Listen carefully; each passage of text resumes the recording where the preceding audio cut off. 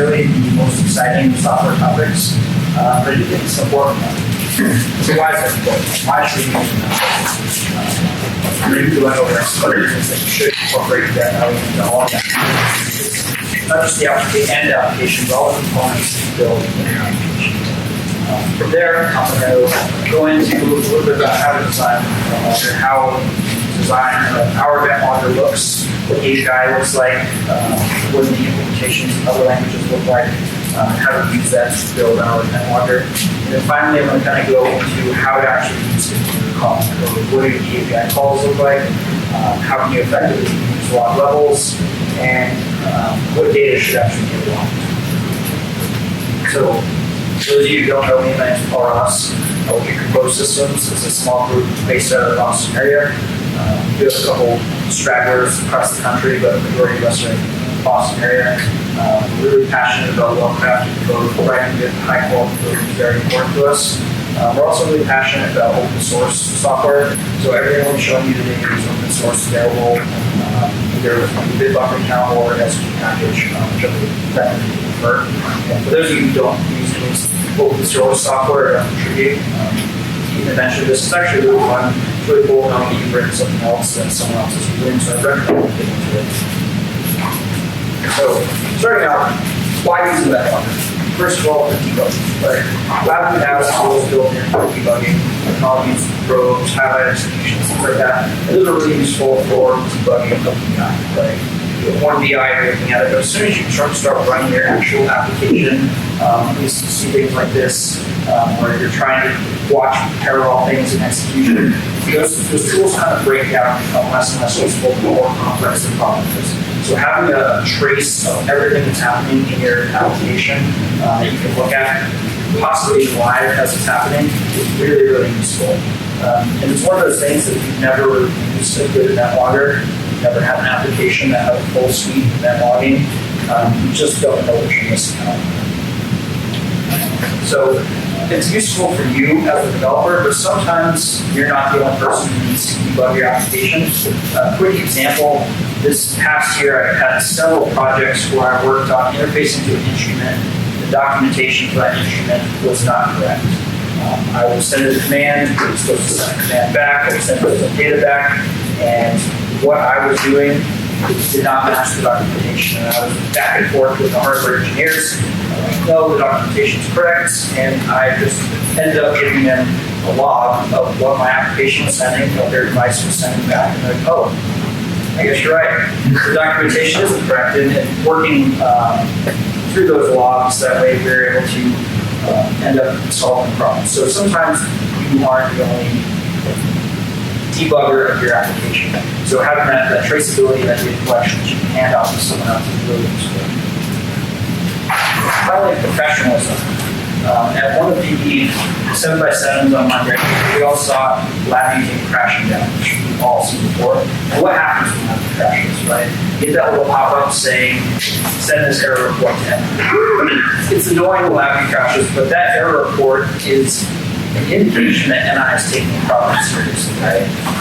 If your application crashes or LabVIEW crashes and NI's response is, what are you doing? It's not really a serious professional response to the problem. I write code that has bugs in it. I think everyone in this room probably does. If you're honest with yourself, your application is going to crash.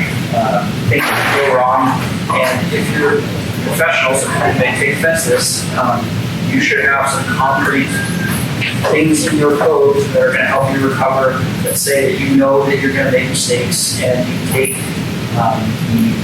the performance of your application seriously. If you're just delivering software that has no sort of traceability or no method to collect data about when something goes wrong, it's not necessarily the most professional software. So, does anyone here not use people with logging willing to throw themselves under the bus? That's okay. Well, there are reasons you might not want to. So some common reasons that people would bring up is they're worried about the performance effect. What's going to happen to the application when I start logging this stuff? It's going to cause competition to not log away.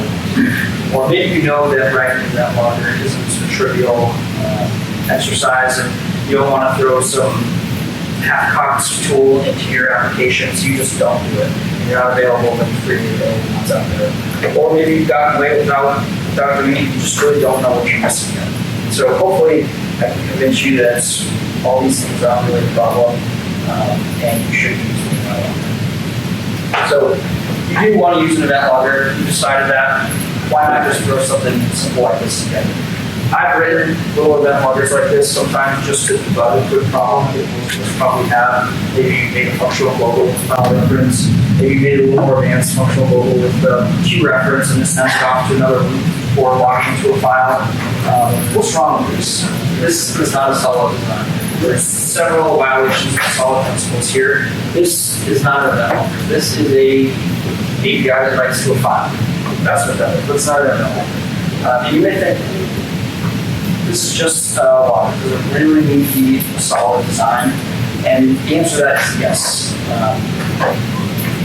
Going back to one of the first presentations at the Summit, it was about maintaining legacy applications. And it was a really good presentation, but there's one point that I've seen other developers make that I kind of disagree with, and that's that over time, good code goes bad for an application that was well written to begin with. Changes happen, they add new features, and over time that application becomes a monster. It's really bad code because of all these changes that happen. My opinion is that the application of the code was bad to begin with. It's just those changes in time that have exposed bad code. So you want to build the things that you're starting application on solid components. If you're not building with solid components from the beginning, even if you don't know it yet, you have bad code, and later on, when you change things, when you need to adapt your application to changing requirements, that's when you develop that font. That's when the fact that you have bad code becomes obvious. So we want solid components, even if it's just like that. So hopefully everyone agrees that you need event logger and the design should be good. So how do we actually design this thing? First off, let's look at some of the requirements. What do we want in event logger? As a debug tool, it needs to be reliable, right? If your debugging tool has bugs, it's useless.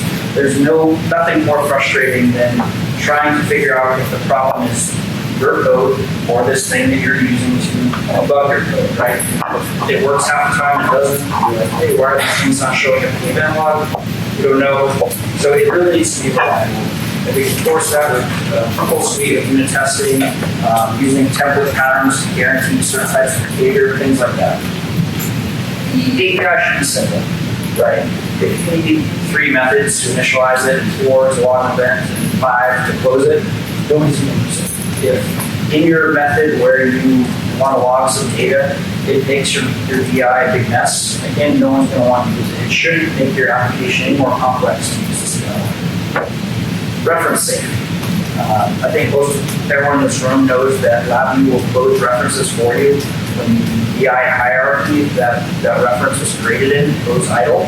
So if you use the active framework, which I do, we heavily have compose systems.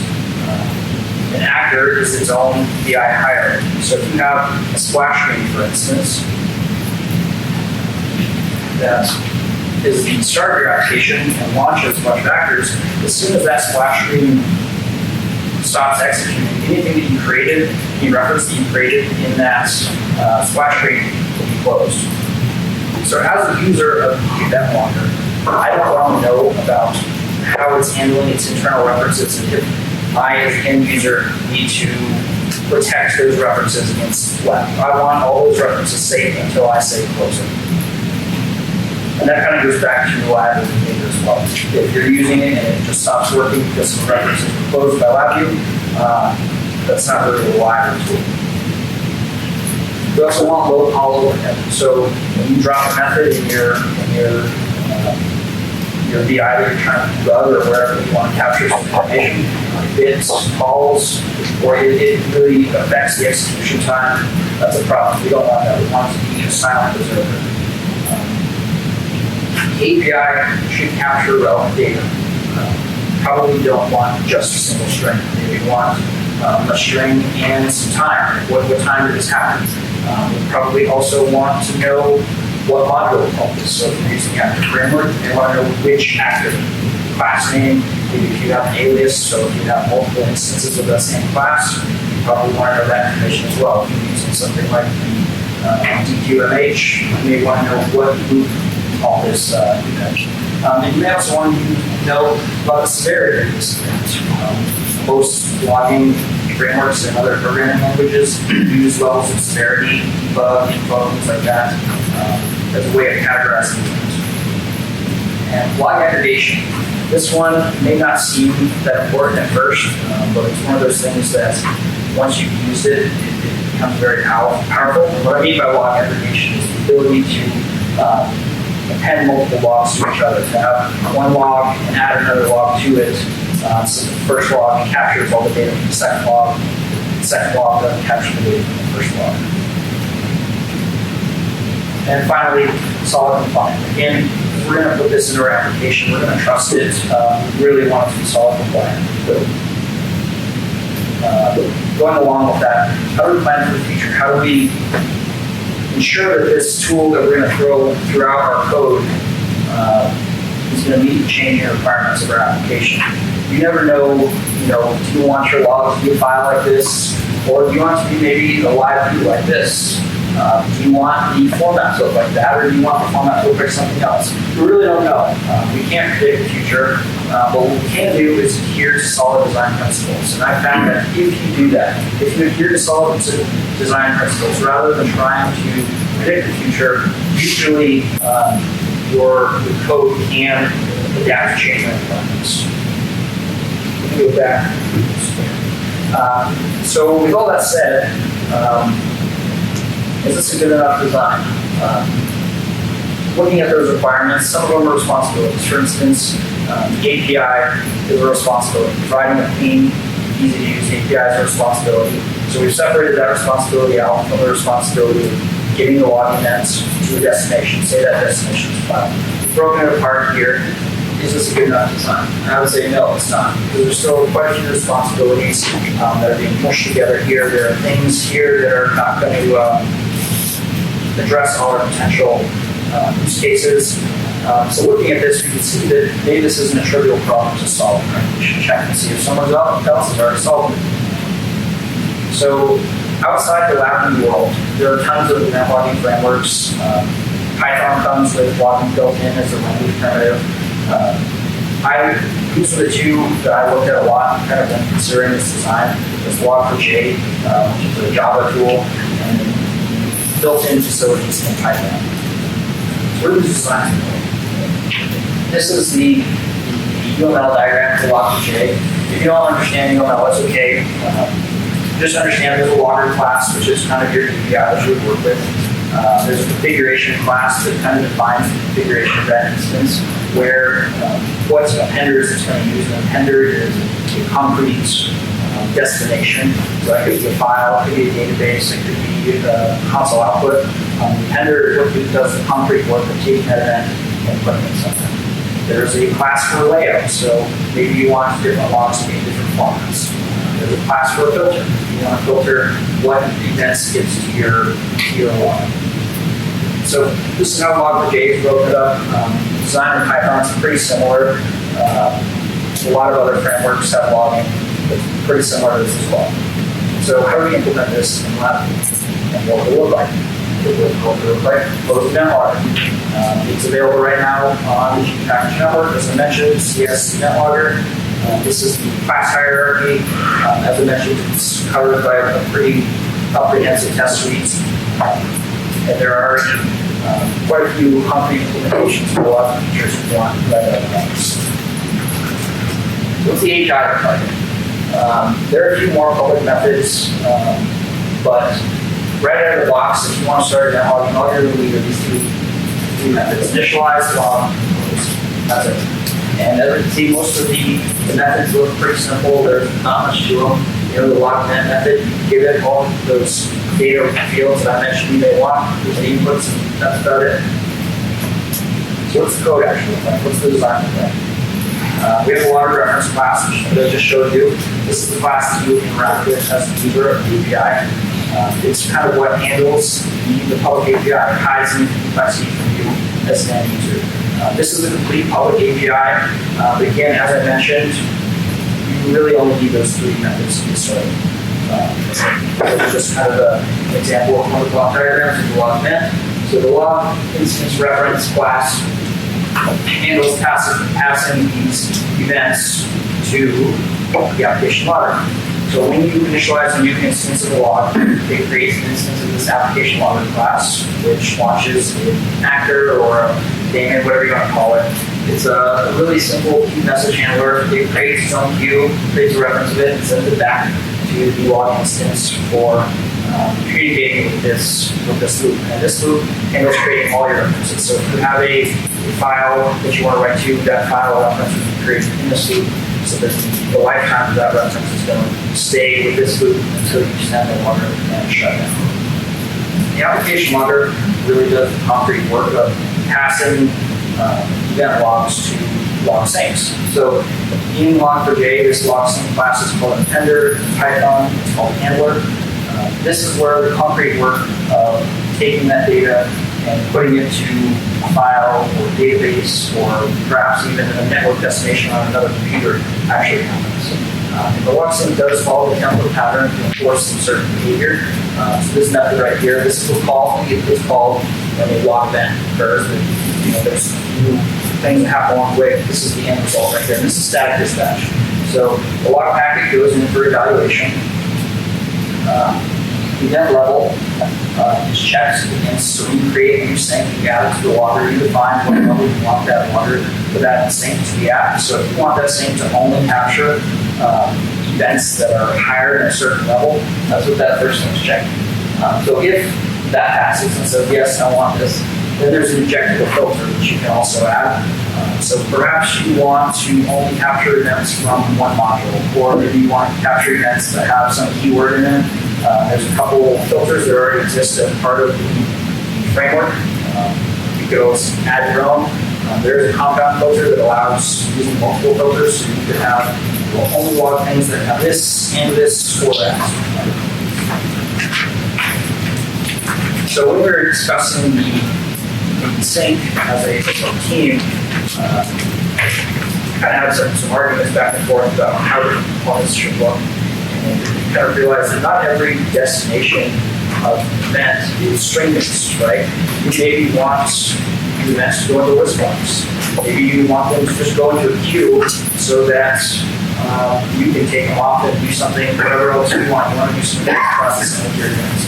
Maybe it's time to get a warning, you want to pop something up to the user, so you want that event going to an actual event case or something like that. But we did realize that some of them we do want strings. So there's a string sync class, and file inherits from this, a string control inherits from this, and because those are string-based destinations. And so because of that, we have a string format class. That string format class allows you to inject a formatter that will define what the end format of your log looks like. Right now, there's only one concrete formatter class. But if you don't inject one, it'll just use that really basic format for you. This is the formatter class that exists. I think it's pretty cool. You can basically define a string, and that string uses the LabVIEW format codes and a couple keys. So event, time, ID, level, and then there's one more which is shown here as source. That each one of those maps to those four fields of the event, and then you can just use the native LabVIEW format codes to format those however you want. So this is the output of these three formats going to string syncs. And you can see here, this is all the same events, but they're all formatted completely differently based on that injected format type. There are a few other extensions. I'm not going to go through them all. One of them is a buffered sync. Use decorator pattern as part of its class data. It has a sync. So when an event is passed to it, it goes through its buffer and it puts it in the buffer. You can either set it up to use the buffer as a defined size, so it only actually passes the events to its sync once it gets, say, 100 events, or you can set up on a timer, so every second or every 10 seconds or every minute, something like that. So if you're concerned about writing to a file every time something happens, you want to log your file writes once an hour, you can do that with this. There's a few other extensions, I'll show one later. And there's a couple of blanks on So that's kind of the overall design of our event logger. How do we actually use it? So this is what the API looks like in action. Obviously, it's just a simple example. It doesn't really tell you how to use it in code. So I just want to kind of break this down so you know what the calls look like. So initialize, when you initialize the logger, you get it to one or more syncs, and as I mentioned, syncs are where the events will go to. Pretty straightforward. The log event call gives you inputs for event data, event source, level. There's an optional time input. If you don't wire it, it'll capture the time input that the item's called, and then close method and just pass it in instructions. And the package, you download it. There are complete set of examples showing most of the features. So how do we actually use it in real world use? I do mostly everything I do is object oriented, and I would say I use the logger in almost every component that I write, including low-level hardware drivers. Usually I will wrap up my calls to the log event method in one of the methods of whatever class I'm using, and just kind of keep my call code clean. So this is just a really simple example driver. This VI is that VI right there. Again, just wrapping it up to kind of keep my code a little bit cleaner. And this is, again, a simple kind of simple example, but just showing maybe how you use the event levels and how you use this with a low-level driver. So here I'm capturing what's actually happening. You're setting a channel, output channel to something. If you want to capture what channel and what state you are setting it to. And that's information. But maybe you want more details about what's happening. For instance, if this was a serial driver, maybe you want to know what actually gets sent to the device, what the actual end result string looks like. That's probably a debug level thing. You don't want that all the time. So I put that in a separate event that's set up to be debug. So once I've done that, I've got my driver all completed, I can build these little test panels. I think most of us, once you build the driver up, usually create some little test panel for your own use, just to kind of exercise the functionality. If you've never built a test panel that has a little event log of a live stream of what your driver is doing at a low level, you don't know what you're missing. It's so helpful in figuring out exactly what things are going wrong, things don't go wrong, or don't go the way you want them to. One of the big benefits of building a really powerful framework that's got more than just a couple features is that even though you're using it in these low-level simple components, you get this full set of features. In this particular instance, one of the features is that you can change the level of sync on the fly. So, and then I was interacting with the instrument, things aren't working right, so I changed the level of debug. See, at first we're seeing that it's reading, then we change the level of debug, and now we're getting the raw data back from the instrument. So we can build our test panels to be a little bit smarter, give us more information. The log levels, I'm kind of talking about the log levels. Could I just jump in a question on that? So concerned that having your driver coupled to your error logger might be a problem, because if your higher level application is using some other error system or whatever it's doing, you kind of got this incompatibility between how your driver wants to deal with events and how your application wants to deal with events. And I almost feel like having that be coupled right in there smells like a little bit of a weird thing to me. So you could, and I've actually done this on some projects where I was going to want to change the logger that I used. You could write an abstract logger for your driver and wrap this logger in that, create a wrapper class that wraps up this logger and inject it using dependency injection. That way you're not coupling your driver to any particular instance of the logger. Active Pro systems, we use this logger for everything, so it's not really an issue for us. And think we I mean, if everybody uses the logger, then I think everything's good, right? Yeah, but yeah, you're right. That could be an issue. I don't think you would want to use this on a project where you have 4 different, completely different flavors of loggers, right? That could be a problem. I guess the follow-up question is, how do you feel about the fact that now you're also having to pass the logger class everywhere throughout your code? I know what I do on a number of these things, it ruins any ability to have multiple loggers running at the same time, but I have, at my API level, so I can just drop in a VI that has error in, error out, message to log, or error to log. I handle all of it under the hood, so I am restricting myself to a single instance deliberately, but it also means I still have some dependencies of, do I have this particular logger installed, but it's not passing references everywhere through other code. Yep.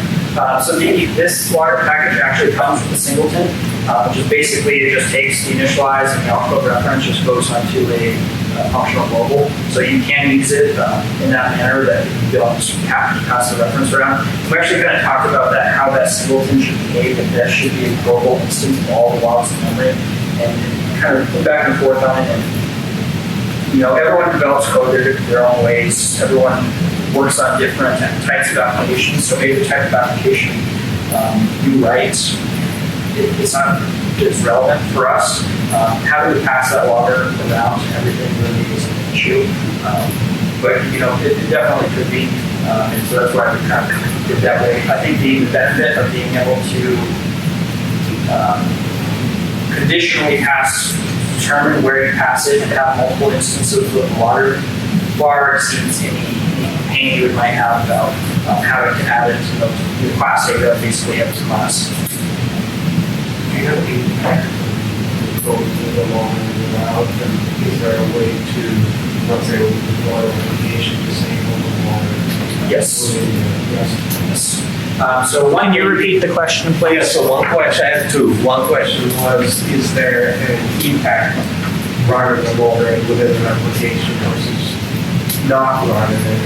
And the question number two, is there a nice way of disabling the logger within an application once it's executable, built, and deployed? to the first question, is there an impact? Yes. Obviously, there's an impact because it's more code than so there's no way to do it. What is the impact? We do have benchmarking tests. The average call, I think, is under 10 microseconds. So it's pretty good. If you have like a really, really tight loop that you need something to happen really quickly, you may not want to include your logger there. One thing to note, if you don't initialize it, the log calls don't return an error.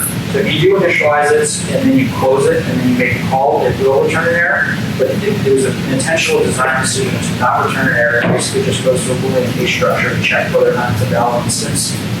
As one particular way of significantly reducing the impact if you don't want to use it. And then your log levels as well. So if you have debug things kind of everywhere. So I'll talk about this. If your log syncs are set to a level above debug, most of these just kind of get thrown out. Basically, just messages being passed that don't ever go. One thing to point out is we actually have built this into the MBA, so our main framework depends on this logger. So it's already everywhere in the application. So a lot of the concerns that you're raising, we just kind of sidestepped by saying this is our desired behavior. That doesn't mean you guys agree with us, but it works for us. And within a note on that, within the MBA by default, it's in a conditional disable structure. It's disabled, so you have to go into project properties to enable it. Just because probably in normal use, you wouldn't want to log everything that your underlying framework does, but it's an option there, which can be helpful. I'll actually show a pretty cool demo of that. So the log levels, question? Kind of talk about the log levels a little bit. The levels that we decided on are just taken straight from Python. It's the exact same levels in Python. This is how I use them. This is kind of how I've learned to use them based on what I've read, recommendations from the outside software world.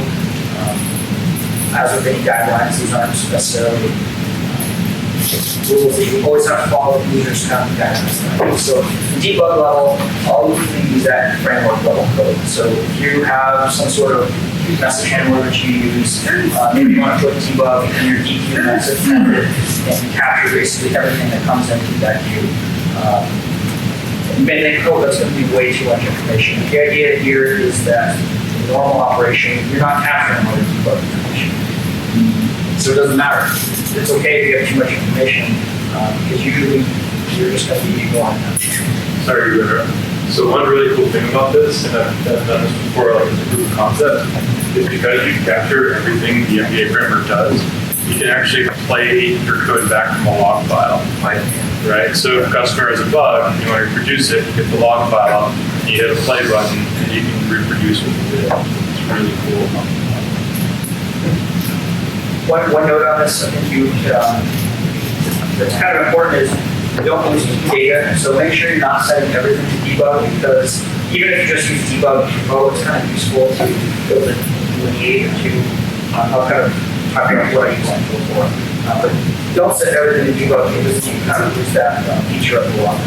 So I use info to kind of capture concrete information about what my application is doing, what is happening. So here, we're setting a year to something, just logging, setting year set point to whatever the timeout of this. In this particular instance, I put it in parallel. You may want to put it in line with your code so that you have more exact timing. What happens is maybe you want to have a log before your code executes and after, so you can get time metrics on how your code is operating that way, and you can capture the output error so that you have go back to one thing I want to mention is avoiding overuse. So if you have some periodic behavior, say you're taking data from an instrument every second, you don't want to log that at the info level. You don't want your log file to say required. Instead, do something like started continuous acquisition, stopped continuous acquisition. So you kind of still have the information that's going on, but you're not flooding your logs with useless data. Warning level, I don't really use this. I think I used it once, and it was a situation where I found a racing condition in my code, and I think I fixed it, and I put a case structure in, and basically the only way the case structure would execute true would be if I had not fixed my race condition. And I put a warning to myself, like, hey, you still got this race condition here. But I would, the recommendations I've seen are kind of use this where it's not quite an error, but maybe you want to capture something that you don't think your code should be doing. In this case, give me a set point out of range of what your driver or your instrument should be allowed. Error, I kind of use this as basically one-to-one relationship with the LabVIEW wire, just to capture errors. One thing that doesn't exist that we were discussing last night was building a spam filter and sync. You can use kind of the same pattern I've used for my sync buffer to capture a lot of events and get a lot of the same events. Either give you, say you get 10 defects and errors, log, hey, I got 10 of this. That doesn't exist yet. I'd like to write it, or maybe somebody else can write it for me. And fatal, I have never used this. One instance that I can think of, that I should have, is an application that you're acquiring some data, passing it to a Python script, and the Python script will analyze that data, do some stuff with it, pass it back to our application, and then we kind of continue on from there. And if that Python script doesn't work, there's nothing the application can do. It's not like, sometimes you have hardware errors where your application can sit there and continuously try to reconnect to the hardware and reinitialize things like that. In this particular instance, the application is essentially useless without that Python script. There's nothing that my application can do to fix that Python script. So that could be a fatal error. Something else would be a loading DLL, a .NET assembly that returns an error. Chances are trying again, it's never going to fix it. If that's critical to your application, that's a fatal log entry. So log aggregation. So before you go on, in an event logger that I did, I had something that I called critical fault. And if that happens, it's not that my software can't continue, but I detected a condition where I think a human being is gonna have to come over and like type something on the system or whatever, and it sends an email and a text message out. Is that something that's gonna break solid principles, or if you were gonna plug something like that in, where level do you think it would fit? I would say that kind of should fit at the fatal level. If it's, I'm just saying, like, is that a sync, a customized sync, a sync to your system? So if you wanted something to send an email, that would be a sync, and you could set it up to be like warning level. And so the only time it would ever send that email was when it got a warning. Does that answer the question? Yeah, thanks. So log aggregation, I kind of talked about this. And you may have noticed when we looked at the initializer log, parent log reference input. So we're going to move that out. What's that all about? So usually we want a complete log of everything that happens in our application. It's really useful to know, this module started, and this module started, and this other thing happened. But a lot of times if you're running a complex application, there's just way too much information to ever digest. And maybe you only care about 2 modules or 1 module, and so you're looking at this module did something, 50 other modules did something else. So it becomes really difficult to debug and take useful information out of that log if you just have one log file that has everything in it from all the different modules of the code. That doesn't mean that that file isn't as important and useful to have. It is, but sometimes we need lower levels of logs. So this logger has a feature that you can aggregate logs. What does that mean? When you initialize a log, if you pass it a parent log reference, any future calls on the output log instance will also be passed to the parent. And you can nest logs in levels as well. So what does that look like in real time? This is an example, again, it comes with the logger. This global log is a sync that has, or a log that has a sync. It captures everything. Then we've got these other sub-modules. This module 1 has its data. Global log has the log entries from module 1. Module 2 has its data. And then module 2, so if module 2, let's say, was an actor and it had a helper loop, maybe you want that helper loop, or maybe the sub-module was a driver. Maybe you want the log just for that driver, and then you want to log the actor and the driver, and then you also want to log for your application. That's how this works. And it's really, really useful debugging problems. Is this how you generally debug vector framework solutions? Yep. Yeah, this. I'm saying you can show that diagram. I didn't see how you show where you're physically. So here, that first initialize, that's the global log. That's global log string. That's a reference to the string indicator. So that's a sync. We'll create a sync, pass it to the logger. And that logger reference down there, create another one, and create a secondary sync, add to it. So anything that gets logged on that output reference will also go to the parent log. Well, that's a very much better alternative to that, right? I'm sorry. So that's a way better alternative to that, right? That's not execution. Yes. I've used it. I would use that. Yes. Yeah, I think so.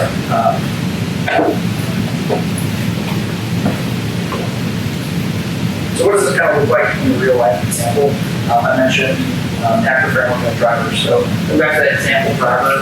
That usually the way we develop code is we'll develop a low-level driver, and it'll sometimes be called by an actor.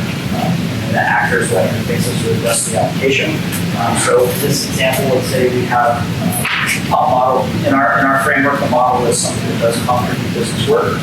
The pump model has some digital driver that uses to turn pumps on and off.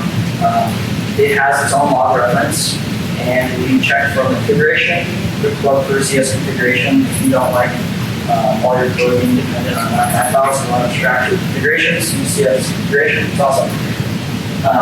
Check to see whether or not you have log enabled. If so, pass your log reference into this driver, it'll create its own instance. If you don't do that, it just runs fine without as well.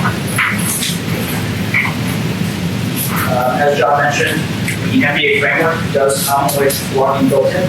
So it looks like you initialize an MBA application, you pass in all your dependencies, all your concrete instances, and you can also pass an entire log reference in to get that log information.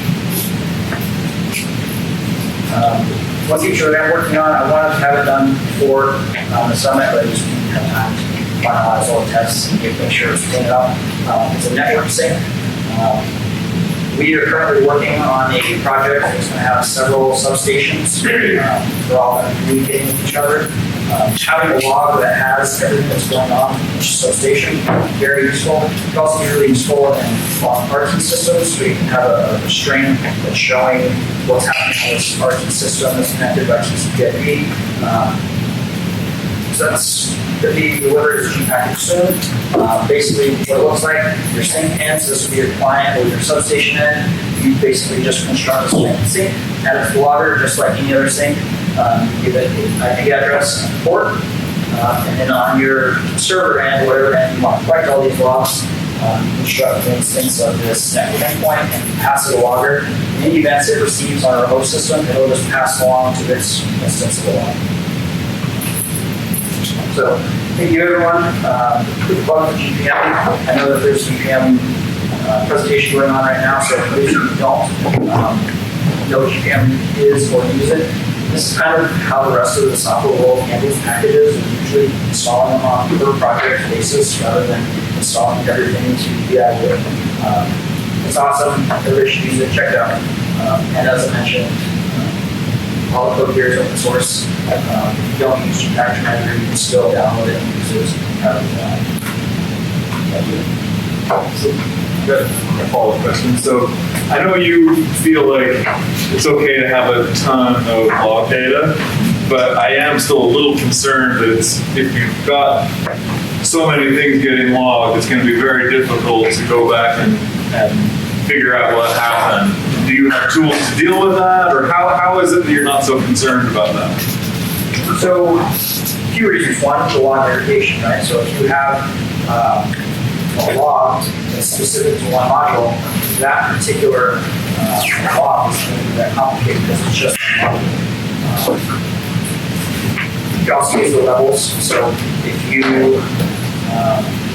really just want to see the information level, you don't need that debug using the same levels as the way to But that would have to have been set up in your code, right? It's not like after the fact you can go back and just only see the critical. Well, you can. So all the examples here are hard coding these things, but there's nothing that would stop you from using a configuration file to set those levels at runtime. Well, I'm just saying, in general, I don't have the foreknowledge to set those up before my customer has a problem, right? So it's going to be running however it's running, and I'm going to have to come in and digest, I don't know, a gigabyte file of log to figure out what happened. I think I see what you're saying. So when something goes down, you want debug logging, maybe, but you didn't have it set to debug logging because you didn't know the problem that Right. you're getting at. I've kind of thought about that in a way of maybe having a sync that could discard events periodically, so it captures data for an hour and then just discards them because nothing happened, as a way of basically just capturing the last few things that your application did. In other languages, so we have a text file sync. I'd like to kind of rework it. In Python, they have several text file headers. One of them does log rotation for you. Ours does close the file and creates a new one of the same size. It doesn't really do old ones, so I'd like to do something where it handles all those old ones. So you have a 1 gig file, and so this kind of also goes back to the string format class. Right now, parsing through that file might be difficult, but there's nothing that would prevent you from turning these into XML files, but you could write your own code to parse through those files really quickly and sort through them. And I'm going to show a quick example of the tool that we do have that kind of can be pretty helpful. Questions? So I was just going to say, like, I had that on a recent project where I built my logging into the queued message dequeuing mechanism, where every time it dequeued, it had the potential to log, and it did the logging based on the queue name, so that I get into different log files, and I had an input of enable logging, disable logging in each one of my loops that actually looked at my current configuration. So I have controller loops that talk to multiple instruments that are the same type, distributing commands, and at each level I can turn on or off the logging at any given time. And I also turn on, I include in all my projects a file cleaner that looks at the error log folder, that looks at the message log folders, and it's settable of, if it's over X number of days, go ahead and delete it. And so I can turn on or off how much detail I'm logging, as well as automatically cleaning up at the end. So when the customer does come to me and say, hey, this is going wrong, I'm like, just send me the files, describe it, send me the files, and I can usually go in and have some idea of what went wrong.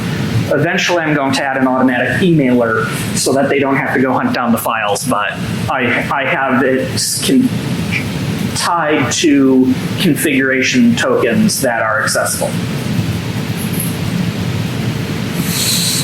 So for those of you who saw John's presentation yesterday, he did his presentation CLA car wash example with our NBA framework.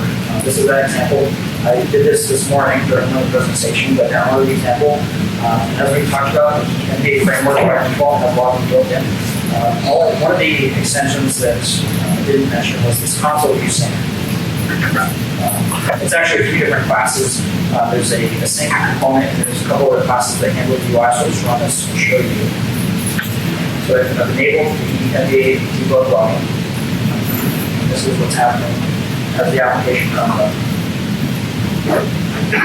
So it may look like this is information overload, right? This is the live stream of all the events that just happened as our application came up, started on. So I can kind of do some things here. Start this. We get a live stream of what's happening in our application as it runs through these things. So we see this evaluate it. We don't care about that. So this has a filter built in that allows you to kind of sort through what you do and don't want to see. So I can exclude matches. I don't want an exact match. I can apply this. That way I don't see any of those wait messages here. And I just see a couple things happen. So we've got set stations, like ahead time. These are all after, so we see that after launch, we launch it. We see some message. We want some models. It's needed and this stops. And the way our sequencer works is launches an actor. When that actor finishes, it comes back to after the launched process model. And in handle last act, catches that and moves to the next step. So you see that here. Our stop low pressure, stop forward, then we receive message, last act, process model, then we receive the process model, and we execute process step. And so if we just want to see what the process model is doing, and we can go to our filters and see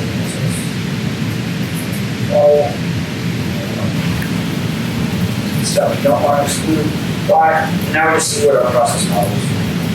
So there are filters and things like that built into able to help you to sort through what you see and don't see. Again, I think another tool would be to use a format, and build your own tool like this, and take one off, parse through on this, and do it so you more efficient.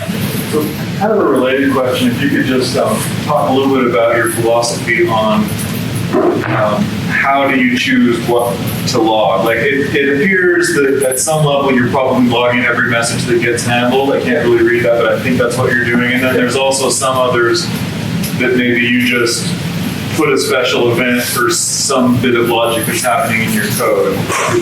Yeah, so the debug logging is what's in receive message. Yeah, these are all basically receiving the message. So every message that gets sent or handled is captured by the log. That's what I use at the debug level. And then concrete information. And this kind of just goes to experience of knowing your application. Sometimes your application crashes and your customer gives you the log file. It turns out it's not getting all log. It'll give you development information. So you kind of go back and say where could you have added more logs. things like that. I think it just kind of depends on the application itself, what the application does. I try and capture who's relevant to the things significant to the logic of how my application works. So if I'm outputting things to devices, I want to kind of know, like, set a set point or something here, things like that. Anything like that, I try. Related to that, or June,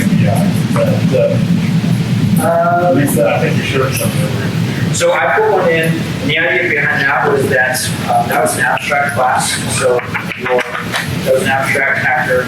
Concrete actor would not have its own implementation of the view. So the idea there was that your abstraction is what handles your logging. So your concrete presentation, that method is called LabVIEW. You don't have to put the logging there. That's just kind of one idea. That's not necessarily how I do it all the time. That's just an example. But yeah, so that is a way of doing it so that you can put it in abstraction and you don't have to worry about it in concrete code. Maybe in your concrete code you want more details. So yeah. I was wondering how that might have an effect on like the scripting or any question. Oh, so yeah, there's not we don't have a tool that puts it in for us. You have to go back after the fact. So a lot of times the logging we put in when we're building in a new feature or we're trying to find a bug, and then we take it out. You don't just leave it in everywhere.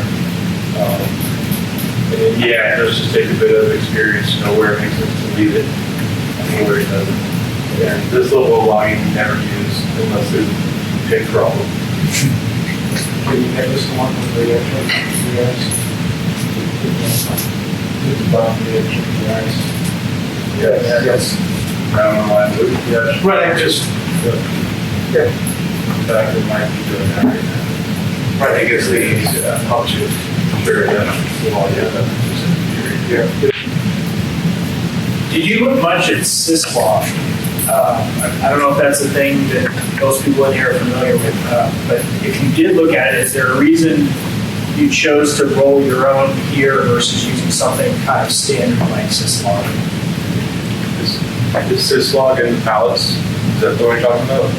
No, so syslog, and just a quick show of hands, who is familiar with syslog?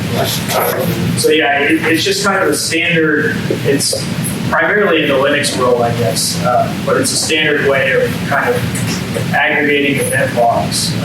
And there's a lot of overlap between syslog and the functionality you have here. So that's where I was just curious. There's an NI implementation of that. Well, so syslog is kind of, I should have elaborated on this, for those who don't know, it's kind of a two-part thing. There's I guess, I don't know if the terminology I'm using here is correct, but there's effectively a client side of syslog and then a server side. It functions over UDP such that any process can just fire off a UDP syslog formatted message to a server that's listening that does all the aggregation and logging of that in kind of a database form. And it's an open enough standard that there are several implementations on the server side that already exist where it would be fairly easy to do. And there are a couple versions that I've seen of LabVIEW syslog clients that would, you've kind of got both. I guess you call it the syncs are basically analogous to the syslog server in this case, where it handles receiving the data and logging it to a file. And I'm just curious because I've done a very similar implementation of the logging mechanism. And I don't know that I can give a good answer to that question, why I don't just use syslog. Actually, in some cases I do, but I'm just curious for those who have looked at it and have also done their own event loggers, what are the pros and cons that y'all see for one versus the other? I don't think I'm familiar enough with it off the top of my head to tell you why I did use it. I do recall looking at it. Beyond that, I don't remember exactly what I thought of it. I know that there are a couple other loggers out there, and a few of them that I kind of looked at and saw issues immediately, but I was like, oh, I'm not using that because of whatever. I'm not going to mention any. Like that. And sometimes it wasn't necessarily bad design, it was just the way we write it for us. But I can't recall enough about syslog to tell you why we specifically use that. Okay, isn't that just a different sync? It's basically if you had just the client side here like you have and then a syslog sync, that might alleviate a lot of the duplication of effort. I think for me, the one time I looked at syslog on Windows is from the point of view of trying to get information from the customer and having them go into syslog and export the application-specific information only and get that information to me. It's a lot more straightforward to say, go into this directory, give me this log file, especially now that in my help menu, I'm starting to put, open logs file, open errors directory, open this directory. It's just, for me, it's more straightforward. So that's probably the primary reason why I, for customer projects, use my own event log versus syslog. But for personal projects of my own, I actually prefer syslog. Especially if you've got multiple targets involved, either multiple PCs or RT targets. Syslog is great at aggregating log data from all of those, making it really easy to sort through. No, similar, like on a similar machine, you go back to the event log. The system event log, right? Yeah, it's pretty similar. I don't know if it literally uses syslog to get rid of that, or if it's its own implementation. I think it does. I may be wrong. So there is a standard that writes to the Windows event log out of the box that with the difference. There are numbers that exists on the package. Cool. Last question. So you were talking about the ability to play back the code from these messages. Yeah, I wrote that for fun. It doesn't duplicate anything. Well, you would have like a hardware or something to be able to, is that something that is, No, I just literally wrote a log about it. I wrote so that I take the log file and turn it back into messages on the bus so that everything on the bus got the messages and it would just run the software. Or just for fun, anything. Is that timing accurate as well? Yeah. Cool. Yeah, there's timestamps, so yeah. When you generate your playback? Yep. That's awesome. Yep. Yeah, a really cool blog post with you guys. LabVIEW.com. They have to program it, maybe something like that. There's nothing inherent in this hardware, but you can do that. Cool. Well, thank you, everyone. Thank you.